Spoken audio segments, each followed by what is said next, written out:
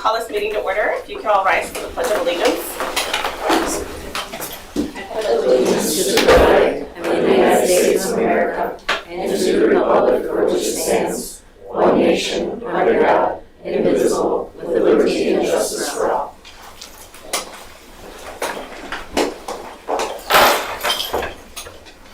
All right. I do not believe anybody has signed up to speak for the Citizens Forum, so we'll move into the agenda. The first thing is the consent agenda. I hereby move to adopt the consent agenda. Are there any objections? Hearing none, the consent agenda is approved by unanimous consent. Moving on to the Village of Pulaski easement request. Is this you, Mark? Yes. Yep. So the village is going through some projects right now.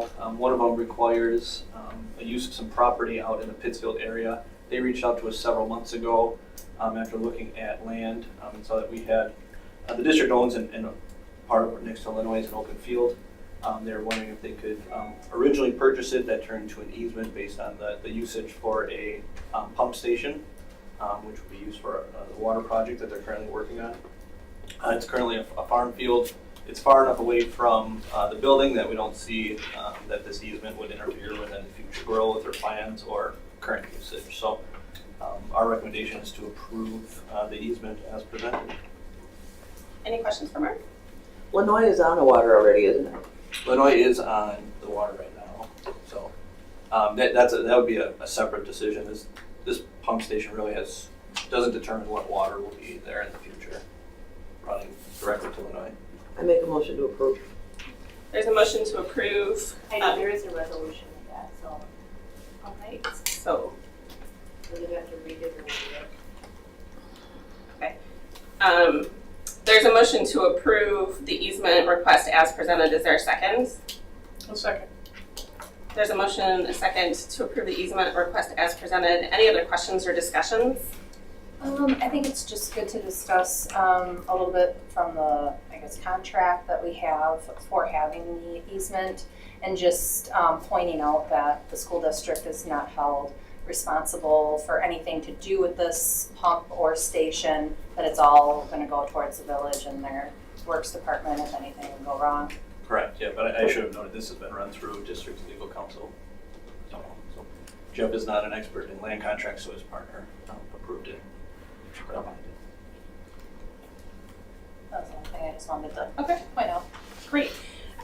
In order to address this, there is a 6-page resolution that needs to be read. Does anybody? I make a motion to waive reading of the resolution. Second. There's a motion and a second to waive the resolution, reading of the resolution. Is all those in favor of approving the easement request as presented? Aye. Aye. All those opposed? Motion carried. Moving on to the 23-24 Annual Indian Policies and Procedures Plan. Is this you, Julie? Yeah, so this is an Indian Policies Procedures Plan, communication plan for the upcoming school year. Essentially, we need to communicate what we've been doing to be able to help our Native American Indian families in the district. And last year, had the opportunity to meet a couple of times a year throughout the year with the families, stakeholders, to get their input into our plan and what we do for our students in the district.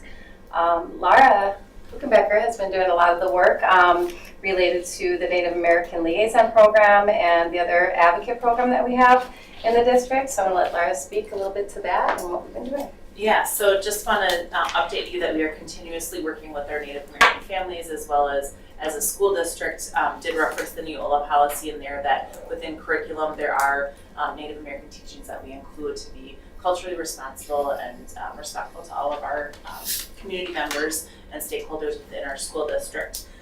This is something that we have to come to you annually and share that we are working with our families every year.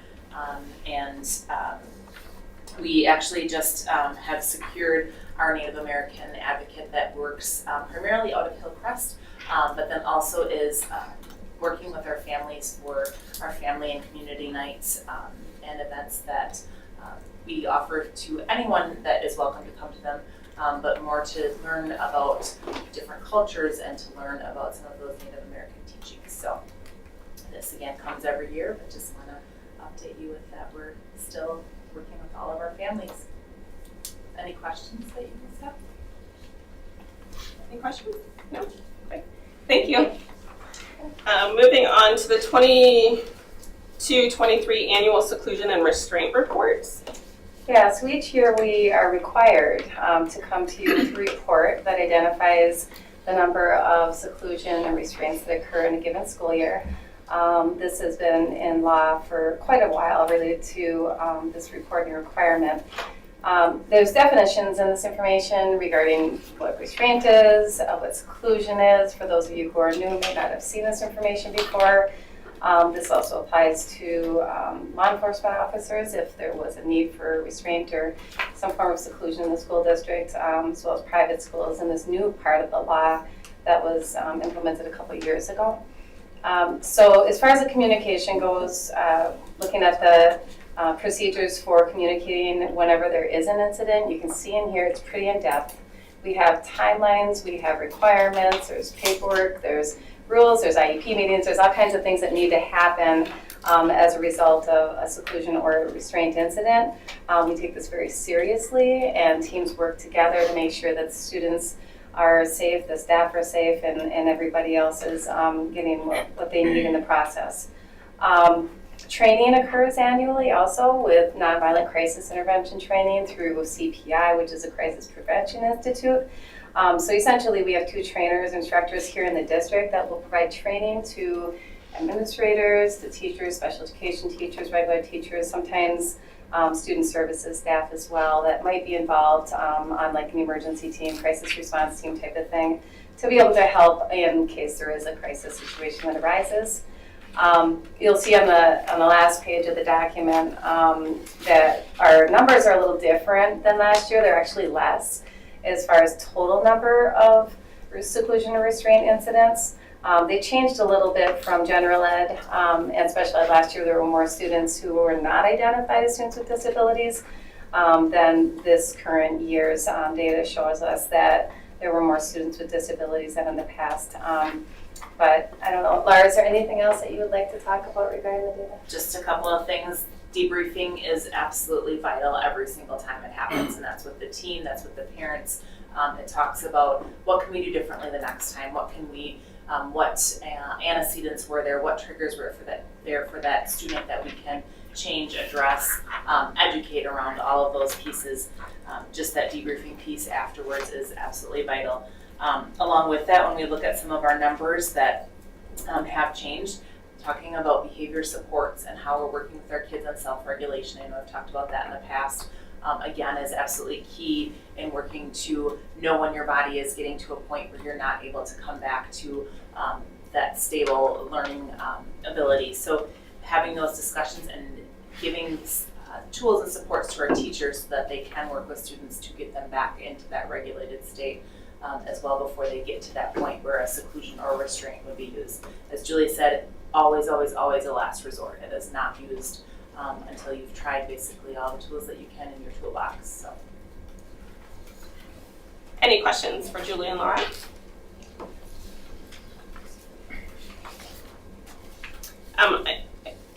With regard to off-site alternative placement, what does that mean?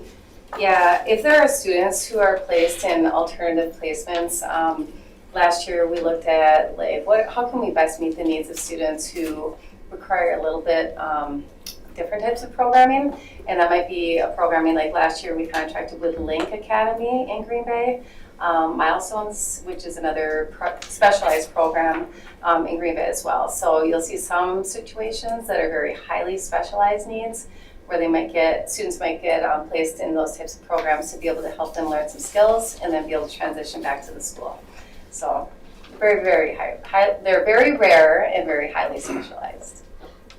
Along with that, the Brown County directors have worked with the off-site placements to have a uniform reporting system so that any other districts are getting the same report. So it is including all the same information that's required for our reporting purposes here in Pulaski too. So consistency as well. And since it's our student there, that's why it goes on our report. Yes. In terms of the number of seclusions and restraints, do you look at if it is, are all of these separate individuals or they can be the same individual multiple times. Correct, same, can be, same individual multiple times, can be same individual, same day, depending on how their day has gone or progressed throughout the day. So really, it could be either situation. So the way the report reads, if you look at the bottom line, you'll see the total number of students being 14, but the total number of incidents was 32. Thank you. Are there any other questions for Julie and Laura? No? All right. Moving on to the 22-23 annual bullying report. Okay, so this report was actually new for me.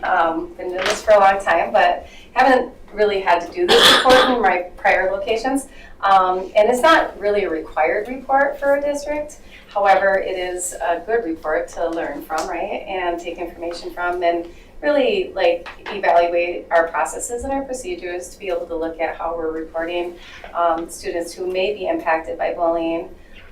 In the memo, it really focuses on what is bullying, you know, how is it defined, really looking at the state's requirements for this. They really key in on two things. One is repeated behaviors or the possibility that the behaviors could be repeated, and then also the imbalance of power, that aggressive behavior that results in some form of imbalance of power. So when you're thinking about that, there are situations that occur in our schools where there is an imbalance of power at times. That's the data that's reported here. You're going to see a difference from last year to this year, particularly with the incidents that are reported at the high school. And I just wanted to qualify some of those, like give you some examples of some of the things that, as I was reading the report that came from Skyward, it was really digging into like what are the incidents. I'm not going to get into detail because of confidentiality, but like there were statements in some of these reports that were saying the student won't stop even when asked to, or the student continued to throw something even when asked to. When classmates told it on the student, it didn't stop, it just got worse.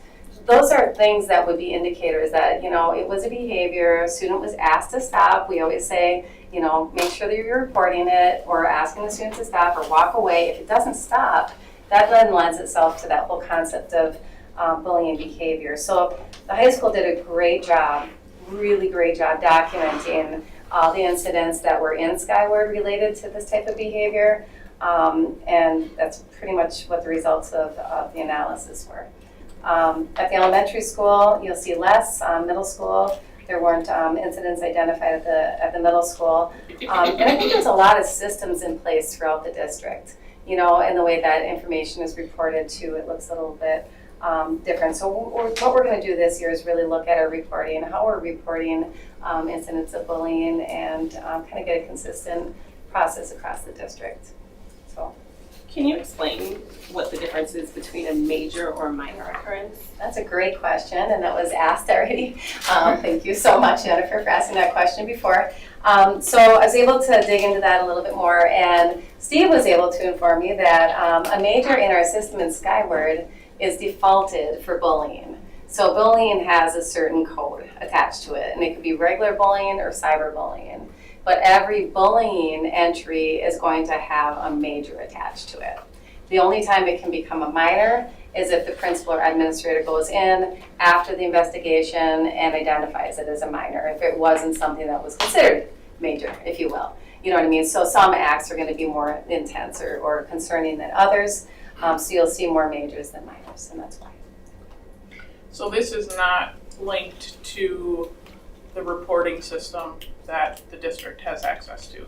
This is just if staff enters the report. Correct. So how accurate do you think this is?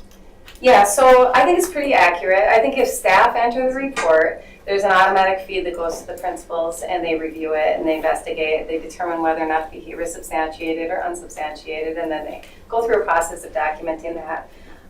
When the Red Raider incident report occurs, that also gets routed to the principals, in which they investigate. They investigate all those reports that come through, and then based on that investigation, it may get to Skyward if it's needed or not needed. But the principals have to enter that specifically into Skyward from Red Raider incident. which is gonna be the process that we talk about this year. But I'm gonna say our administrative team is amazing. They do a great job documenting the information and intervening too. Can it be removed by an administrator? Mhm. So if a teacher puts a bullying incident in and an administrator doesn't agree, they can remove it? Oh wait, I don't know the answer to that question. I would say the most likely scenario would be possibly recoding, because let's say it isn't, I'll use a very generic example. A teacher sees two boys in the hallway horsing around and thinks there's bullying. When we start investigating it more, the two boys are like, no, we're just horsing around. We have no beef with each other. We're just being boisterous. That wasn't necessarily one student taking a position of power. It hasn't been repeated behavior. That gets recoded as horseplay or something different because it wasn't bullying. So there's more than just major minor? Well, there's incident code types, everything from a tardy to aggressive physical behavior. This is just pulling simply bullying. Gotcha. And information that is submitted through Securely, is that captured in this at all? Securely is more of a counseling-based intervention type of method that we use. Can I just respond to Jennifer's question too? I think one thing that can happen is you can have, aside of bullying, but kind of that major minor piece, is you can have what would be considered a minor in the coding of inappropriate language in the hallway. But Mark does it 5 times. Now that may mean I will modify that 5th or 6th one to become a major because it's a repeated behavior that through reteaching and all those kind of things. So it's not like if this then this all the time. There's that piece of the puzzle that does come into play. Not talking about the bullying report and major and minors, but like instances that one person does it once, it's a minor. Someone does it multiple times, then it might rise now to that next level. Gotcha. And kind of how I talk with parents about that is, if you think about things that a student might have in-school suspension for or out-of-school suspension, those typically should be your major events. It's a repeated behavior or a significant behavior. Thank you. Heidi, did you have a question? Yes, I'm not sure how I'm wording it at this point. Okay. So we have the policy for what meets the, bullying incident criteria, and not to pick on you, Mr. Fullerton, but Pick away. with the middle school having 0 incidences, that is like the year that I think, in general, we know children are the meanest.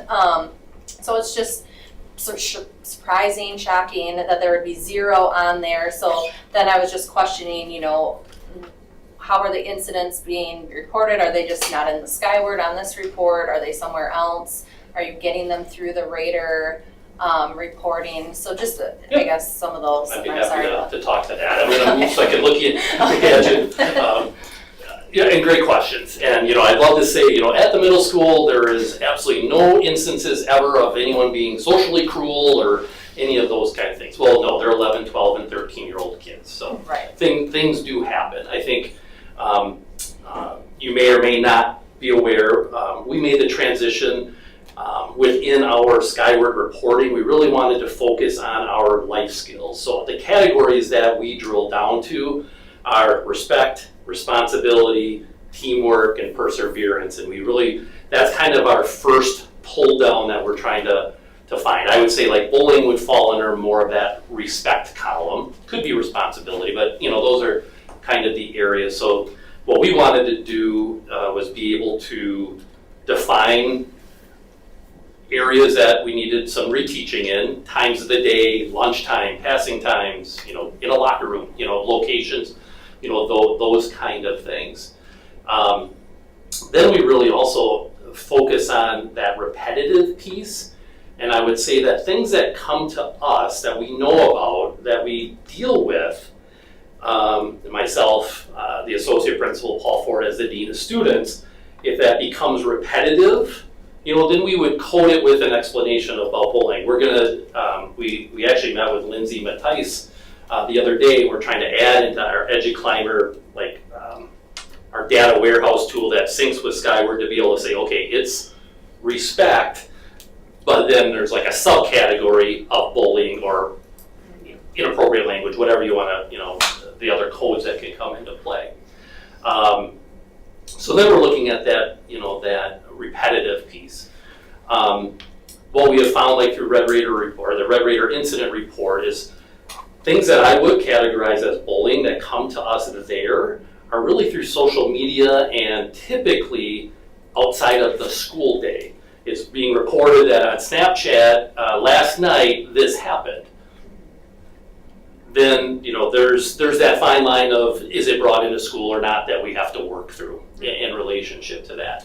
But anything that we feel, we do have conversations and reteachings and what have you.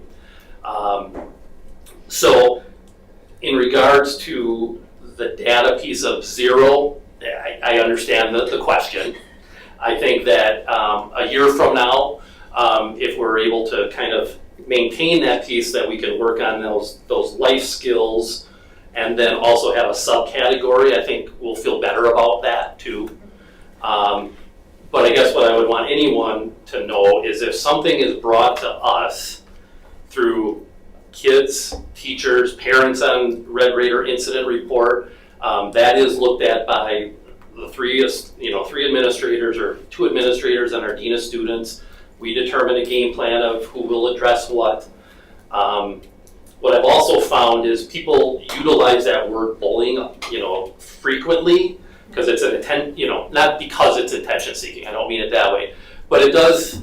People pay attention to that word, and I will have things that come to us, and it's like, well, my son or daughter's being bullied, and we look into it, and then all of a sudden we need to call the parent back and have a conversation that, based on our investigation, it was a two-way street. You heard half of it, and here's the other half that was precipitating, and you got to work through that too.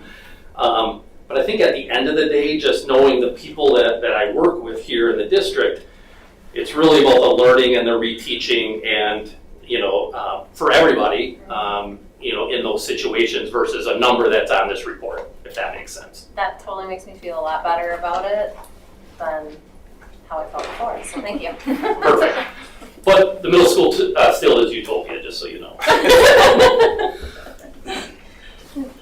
Any other questions on this report? No? Okay, thank you all. Moving on to the personnel report. Allie?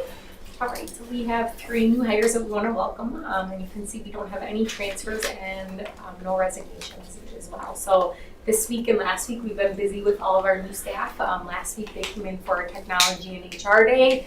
Lots of fun there. And then this week they went through different training.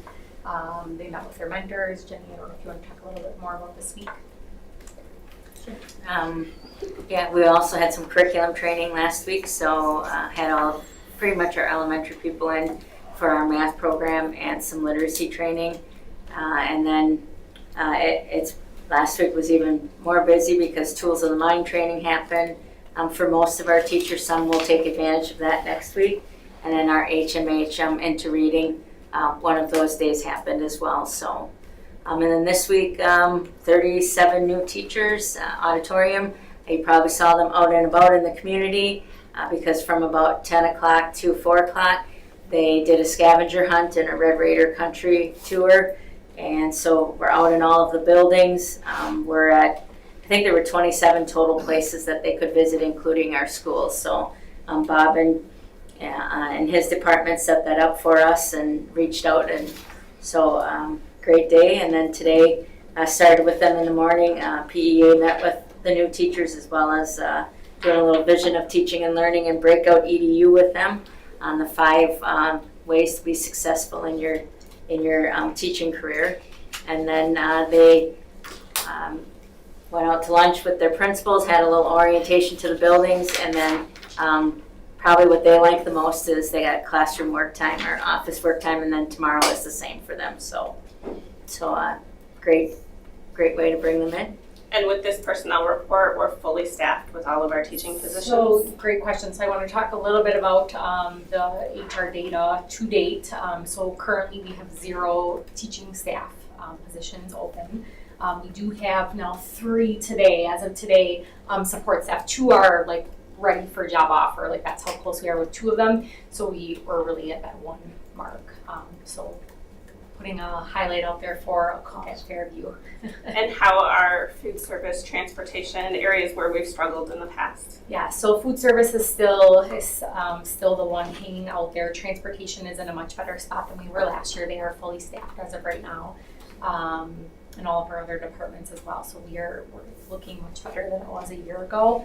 When you look at our turnover data to date, so this is the time of year that we start to report some of that data to you. But our turnover rate is 12%, so we are down. It's better than last year. Last year we were at that 13.5% mark.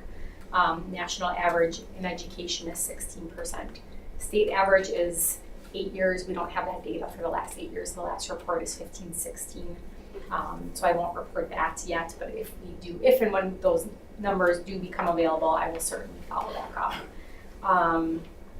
A little bit about retirement resignations. You can see the largest number of resignations, so right around the 50% mark, 48.6%. We had quite a few people this year that are relocating in coordinator or admin type positions. We have some that are resigning and moving to different school districts or different local competitors. And then we also do have a percentage that's resigning and leaving education, and that's at about 14%.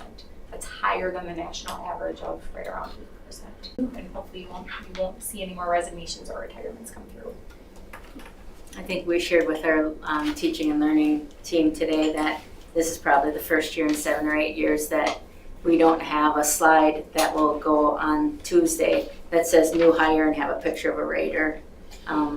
Because we've had that like last year we had a science teacher, I believe, and special ed has always been out there for us. And I think I shared the story like 7 or 8 years ago. We had open house. The teacher resigned right after that, was going to a neighboring district, and suddenly we were like, well, you just met all of your kids. And so that's a great feeling to have, that we are completely hired and we're happy.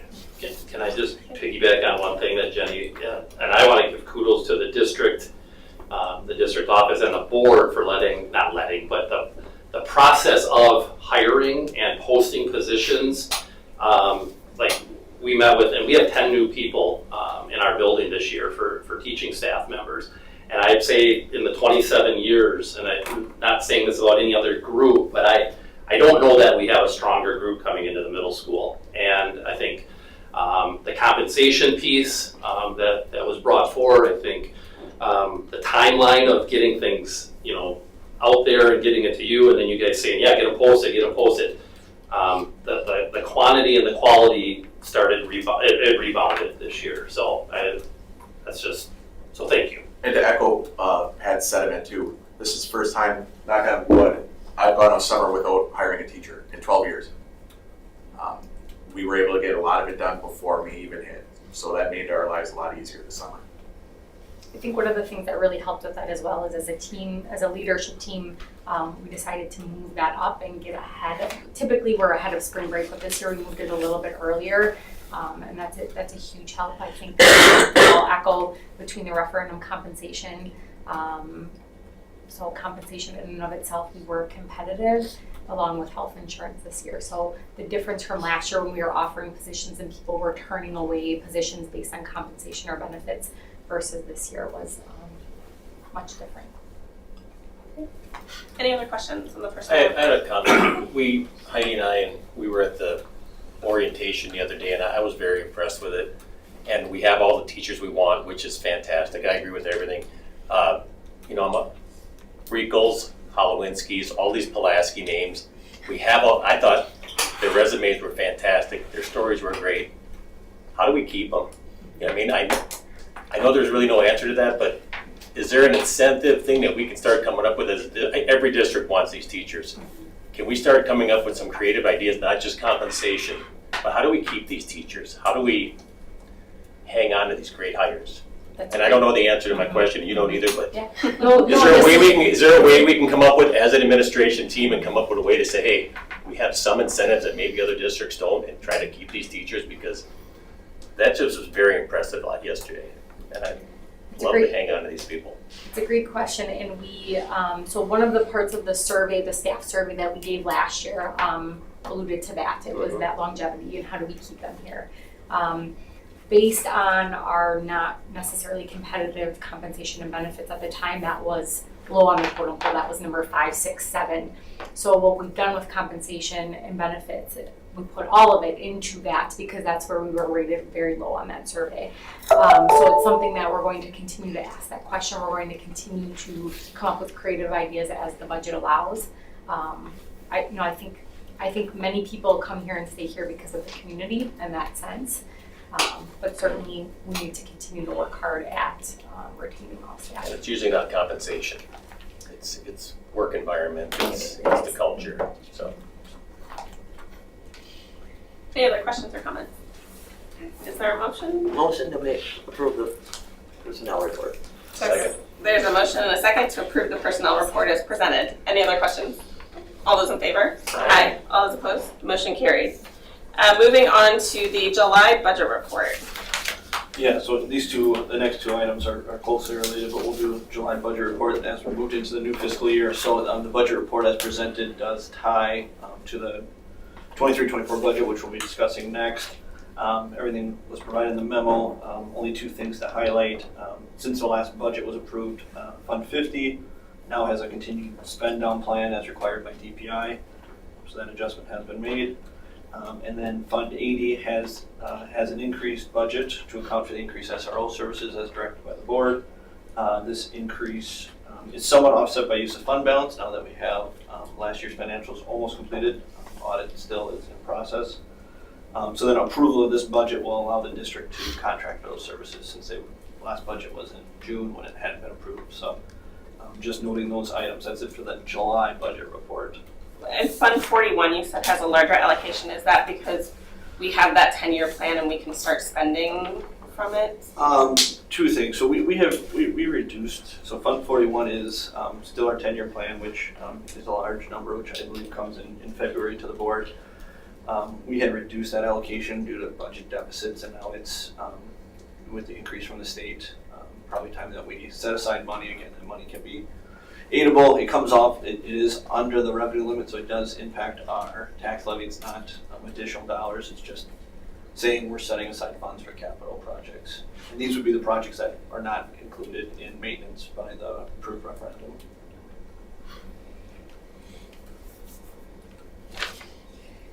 July does not need approval. Okay.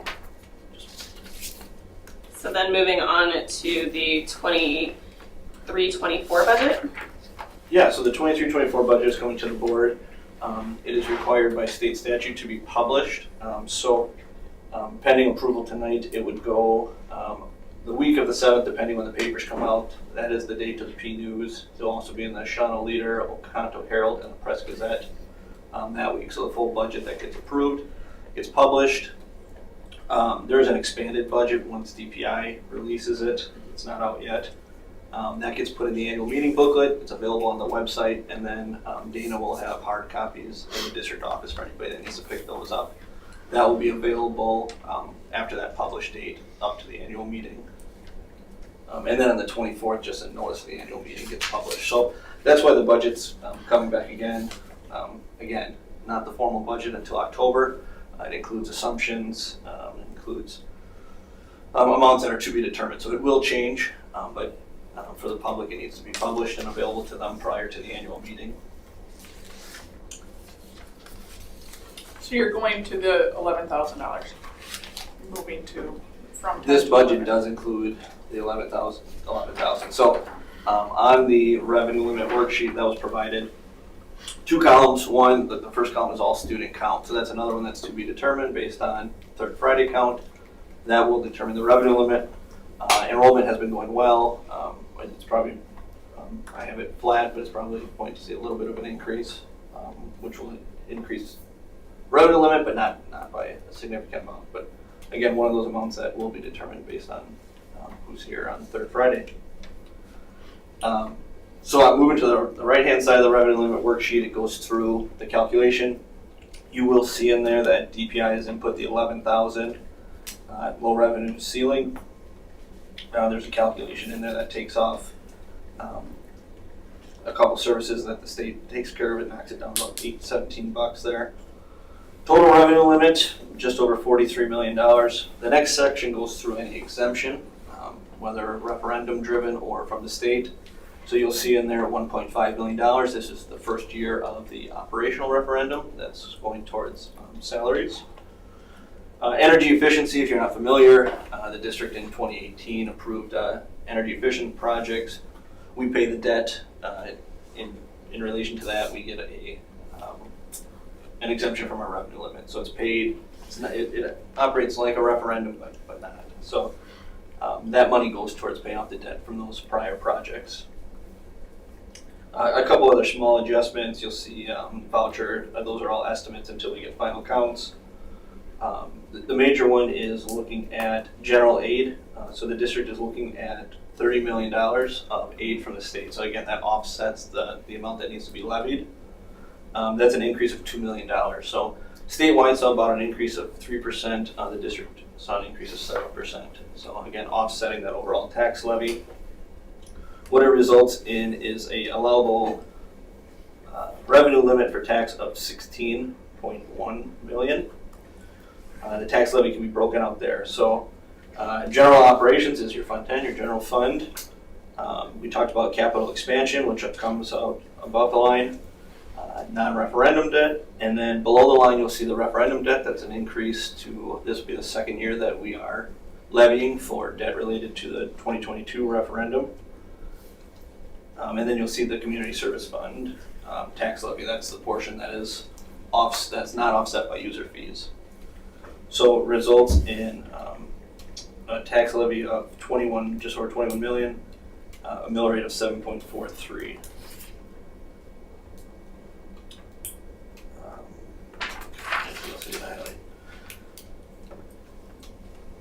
Looking at the increase, again, increase in the budget document, mostly tied to staffing, wages, and benefits. That was all approved by the board.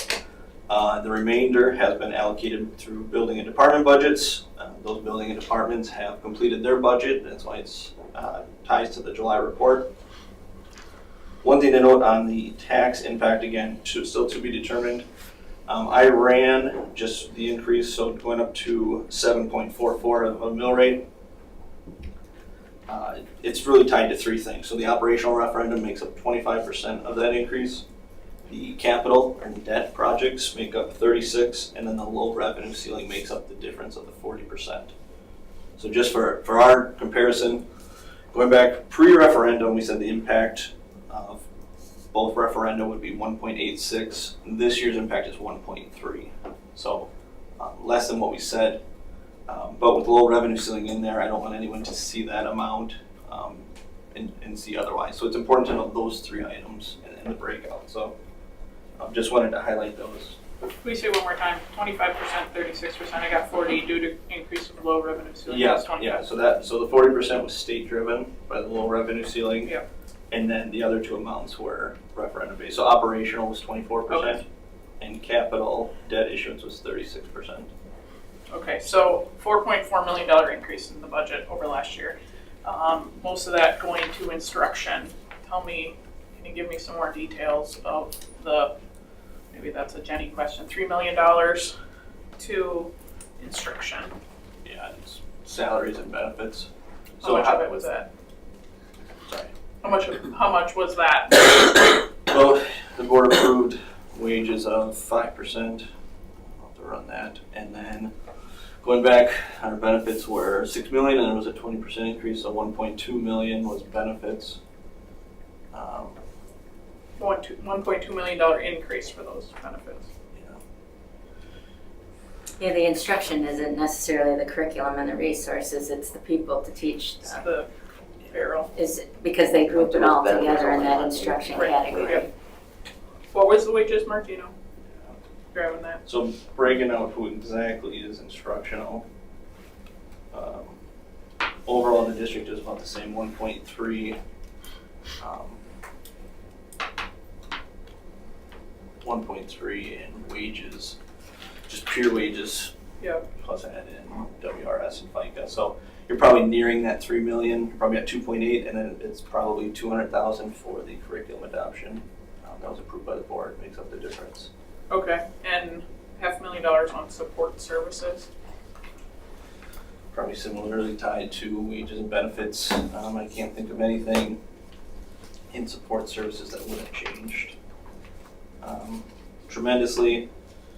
Looking at departments, transportation would be under there, so cost of buses went through the roof. We have an increase in for fuel, but other departments receive increases. Support and service. Our facilities. Yeah, utilities was up. Most departments did not receive an increase. And again, that was going in not knowing what the state was set at, so. Any support services would be any increase in audit fees, software renewals. Probably a long list. So you make this balance out here, total expenditures, total revenues. Do you feel confident we'll break even or come out ahead when that is? I would say it'll be 1 to 1.5% favorable. That's just kind of state average. Now, it's not noting that something could happen tomorrow where we'd be coming to the board and saying we need to replace a boiler or something like that, or I'm not gonna say teachers are gonna resign after open house, but you could replace teachers at a rate. So I'm very confident in this budget. Again, this budget's making up a $970,000 deficit from last year. So you look at that, we were favorable from that, but it is a budget that we are comfortable with. Good. Any other questions from her? No? Is there a motion to approve the 23-24 budget as presented? So moved. Second. There's a motion and a second to approve the 23-24 budget as presented. Any other questions or discussion? No? All those in favor? Aye. All those opposed? Motion carried. Thank you, Mark. Ally, superintendent update? Yeah, just a couple things, and Dennis asked me to give a couple updates as well, so I can do that as well.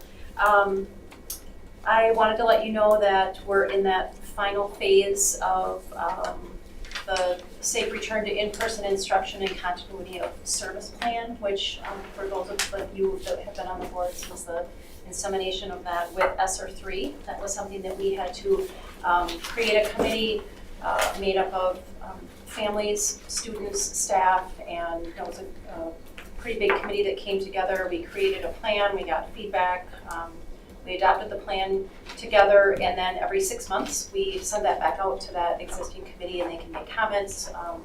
We make sure that we're up to date with what's expected at state level for health and for learning and where we're at and coming out of the pandemic, because that's now we're coming out of it.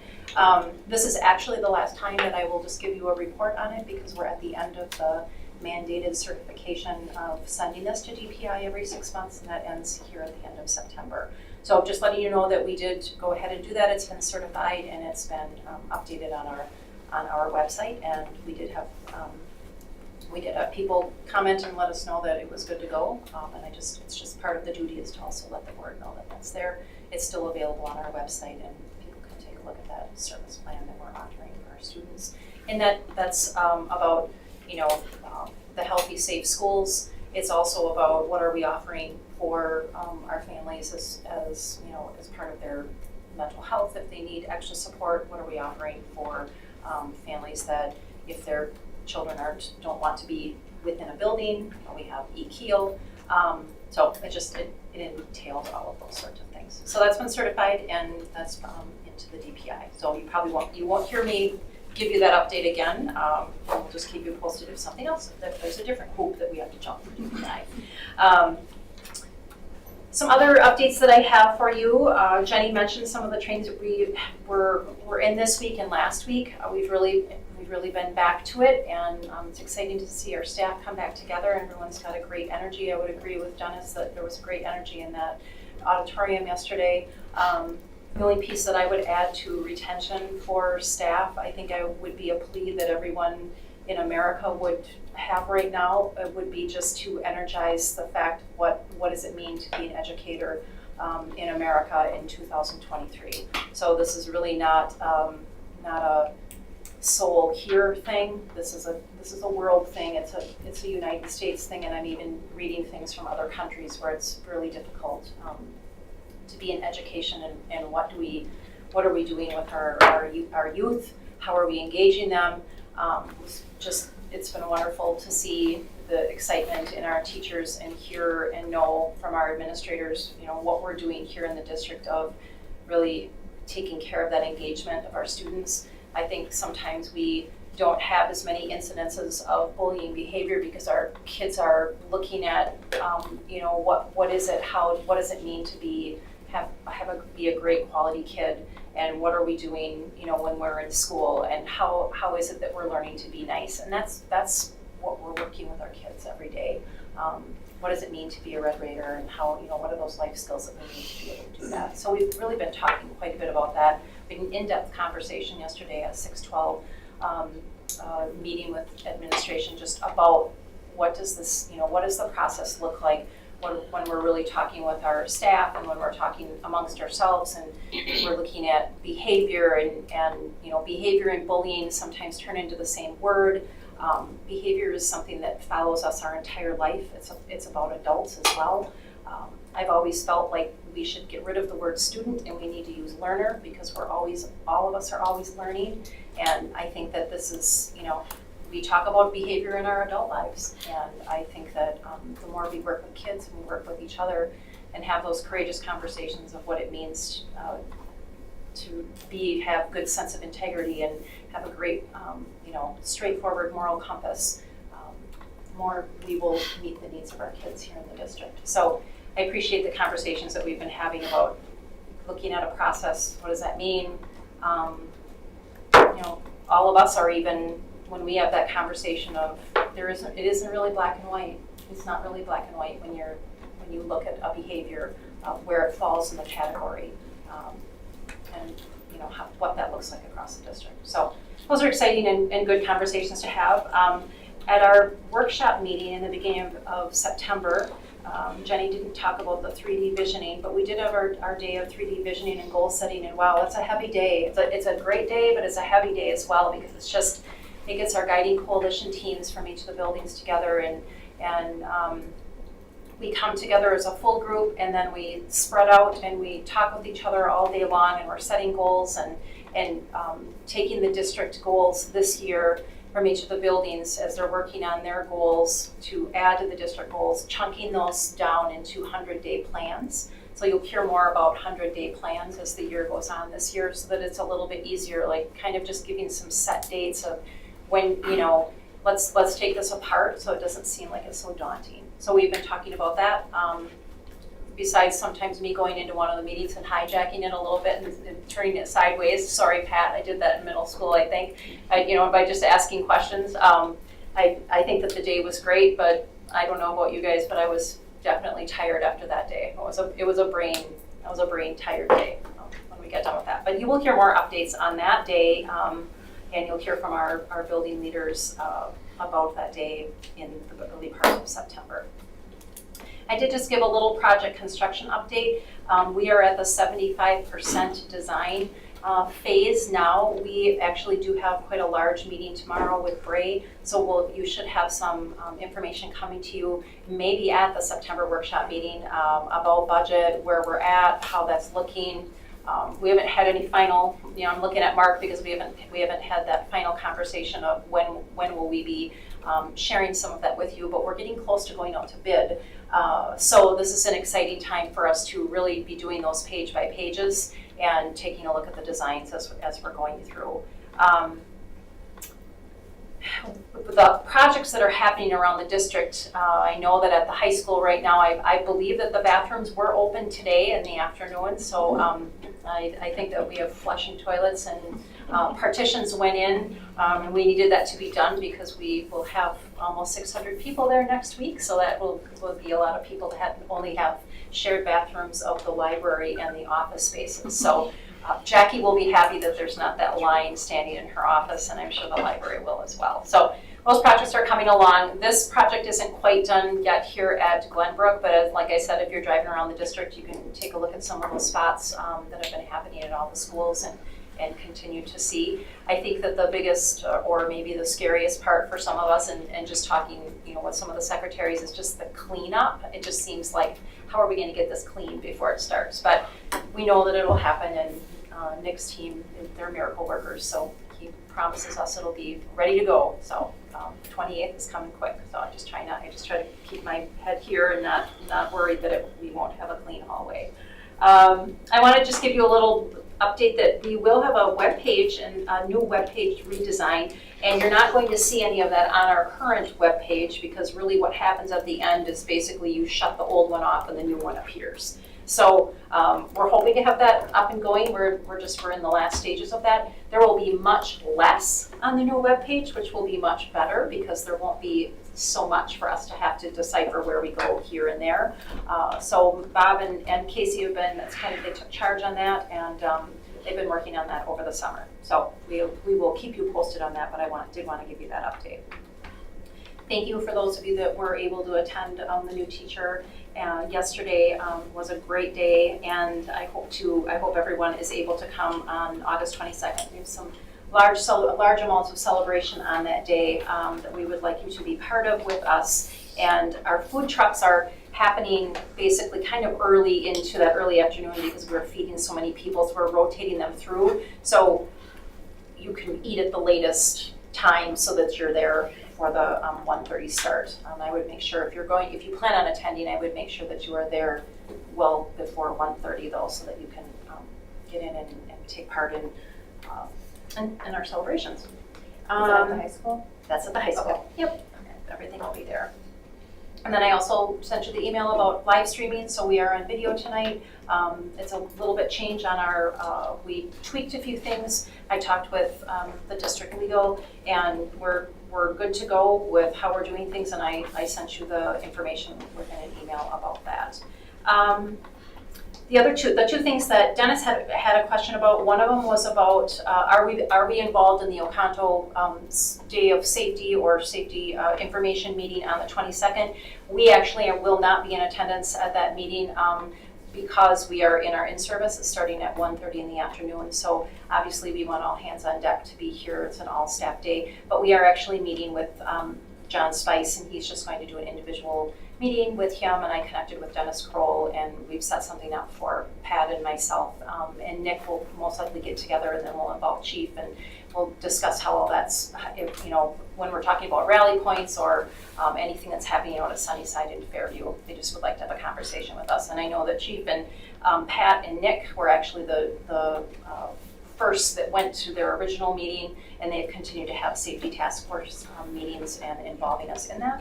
So I had a great conversation today with Dennis Kroll, just getting up to date on where we're at, how things are fitting together, what does that look like for us, and what support can they give us. So that was awesome, and it reminded me of having good relationships and knowing people in a smaller community really helps when you want to pull things together. So they were very amiable about that, and I'm sure that we'll move forward. Then the other thing that Dennis asked about was just where are we at with SRO contracts. Mark mentioned tonight that now that we have the approved budget, we now can go ahead. I believe Jeff Lacey, our attorney, is in the final phases of taking a look at contracts. It's been nice to work with Jeff because he also he has a lot of experience with doing the union side with police departments, so that is nice for us to be able to have that support of what things look like. So those should come back to me. I'm hoping in the next couple of days. I'm hoping by the end of the week so I can get them over to Chief. And then we're hoping that we can get those signed and done at the September 6th meeting so that we can go ahead and get hiring started. And we should be set to go. Let me see, did I miss anything? I don't think I did, and I think those were the two things you asked about. How does that look on the 22nd? Just mill around and? Or no, just mill around and Can we, should we, or? No, you'll just sit around and sit with whoever you want, sit Okay. with the staff, sit down in front, sit wherever you find a seat, but, mingle wherever you want. It doesn't matter. Okay, I was wondering if we should have the table and. Yeah, it's all posted. It's posted as such. You did ask, though, in addition to contracts, you asked, what is the beginning of the school year going to look like with our SROs? You did ask that question. With the sunny side and with the. Right. So Chief Rankus has kind of given us that schedule a long time ago about if we were to start, this is kind of how it would be until January, just simply because they would need time to secure an SRO for this position. So Angel is going to be working for us, a couple hours here and there. And I already have that schedule, and I will be sharing that with Chris and Peggy. They'll be out at, Angel will also be at the open houses for Lanoy and Hillcrest tonight, shared that with Adam and Hunter. And then for our SROs here, since we're still under, we don't have hiring done and that process isn't finished, it's gonna be some time. So I guess if we have contracts, and I guess it'll just be us working through contracts, and as quick as we can get that turned around and you can start a hiring process, however long, because we'll have to have an interview time, right? You'll vet the candidates, and then we would have our interview process. So I don't know if you're looking at November, maybe December, of actually up and running with 2 full-time, or if it may be January. To start the year, Adam will start the year in a full-time spot, and then Hunter will fulfill his contractual hours. Because it specifically says Hillcrest, Illinois, Allison will have to decide where those hours get dispersed. As far as the process goes, once we get a contract in hand, I can open up the process and then go through it. November to have somebody hired would be Pretty pushing it. But once we go through the initial process, then I would present a candidate list to Allison, and then we would have a final interview for the contract and how the selection takes place. Then they would come on board and then go through a standard. It's going to be kind of a hybrid training process because it's going to be specific to the SRO. So, they're depending on if they have, chances are, they're going to meet an officer that has training already, that is an officer. So the police side of it's going to be hopefully very minimal, but they have to understand our process, our computer systems, all of that side, and then it's going to be the SRO side. So it's going to be kind of a hybrid mix compared to what we're used to, but hopefully we can get a candidate that we can accelerate that and get them into the schools. It's really going to depend on them. I'm not going to push somebody into something that they're not prepared for, but if they're ready and they're good to go, and our FTOs think that they're good to go, they're going to be good to go. I have no problem cutting our field training program short if everybody's on board that they're good to go. So it really depends on the candidate that we get. So we're talking about hiring somebody new. We have 1.25 right now. Who's moving out? So the plan is, so right now, if I can kind of give a general idea, with our retirement, because Adam is in that full-time role, he's going to remain there. Hunter is going to fill that Paul spot on the road and then fulfill his contractual hours on a part-time basis. If everything goes well and we get a candidate, Hunter would take basically his full-time spot. That new hire would backfill the second SRO position, and then Adam has aspirations to come back to patrol. Gotcha. So that's kind of how it looks if everything goes well. Chief, I just have a question, if you don't mind. Do you think that the pool, have you heard some chatter? Does it seem like there's interest? Or maybe there isn't any? So what I'm doing is I'm having it an internal and external hire. We do have some candidates, one for sure, possibly two, that would be interested internal. I've heard possible people from external. The external, I think, is that's going to be very specific because, like I said before, we are hiring for an SRO position. So we can kind of really weed through a lot of those people, like those individuals that may have 1 year experience for law enforcement. Well, that's not going to be a really good fit for an SRO position. We want somebody that wants to come here that maybe already has SRO experience or that has a significant amount of law enforcement experience that wants to move into an SRO position. Maybe they have some training, some background that will make them a good fit within the school. So with those outside candidates, I think we can really filter through those quick, have a very expedited process of interviews, and then get those candidates to you quick. That's my hope. Okay, That's that my sounds hope. good. I just wondered if there was any, I mean, I've heard a little little couple bits and pieces here and there, but a little I bit, haven't. but you know, until even when we hired or for the position that we're open now for Paul's, we've heard the same thing. People, I'm going to put in. You don't know until you get their application. So I try not to take too much weight into that. But yeah, I've heard a couple people that would be interested. Some people that have experience. So that would be helpful. It would be good for our department. It'd be good for the school district. We'll just have to wait and see. For sure. Well, good. Well, that's good news to hear. I think that's all the updates I have. Great. Any other questions for Ally?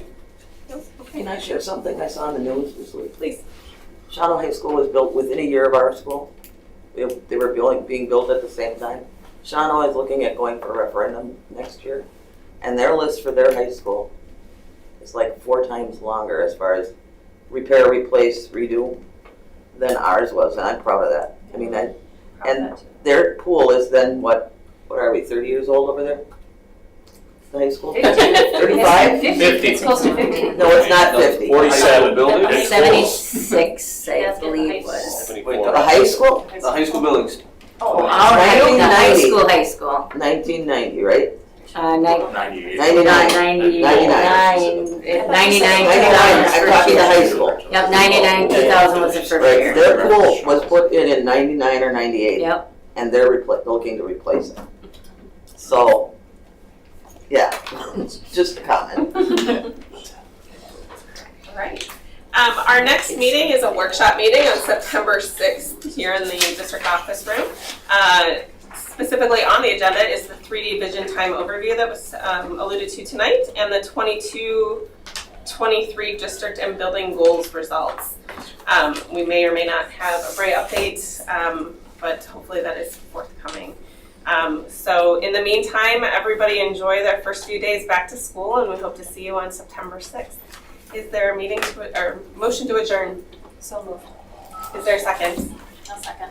Okay. All those in favor? Aye. All those opposed? Motion carried. Meeting adjourned. Good night, everyone.